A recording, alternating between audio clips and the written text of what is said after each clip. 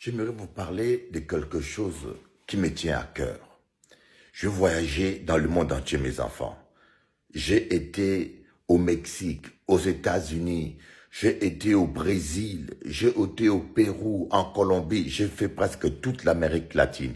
Je suis allé jusqu'en Australie.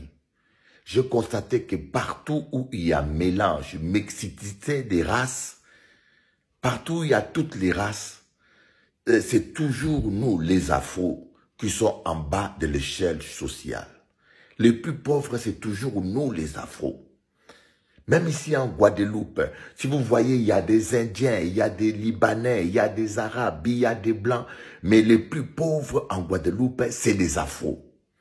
Je me suis posé la question, pourquoi nous sommes toujours les plus pauvres? Et j'ai commencé à observer les Chinois. Et j'ai constaté une chose.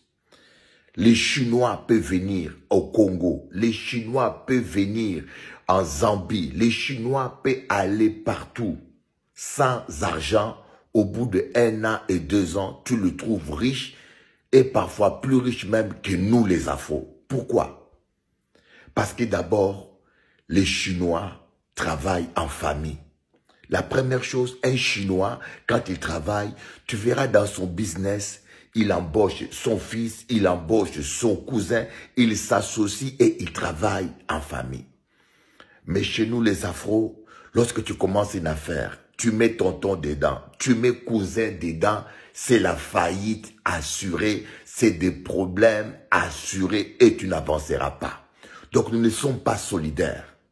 La deuxième chose, je constatais que le Chinois, lorsqu'il travaille, même s'il gagne de l'argent, il ne prend pas de maîtresses. Je n'ai jamais vu des Chinois, moi, avec des maîtresses.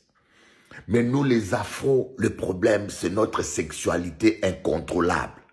Il suffit seulement que tu aies un peu d'argent, maîtresse à gauche, maîtresse à droite, maîtresse... Mais comment tu peux économiser si tout l'argent que tu gagnes, c'est pour acheter à manger, acheter voiture, acheter ceci aux maîtresses?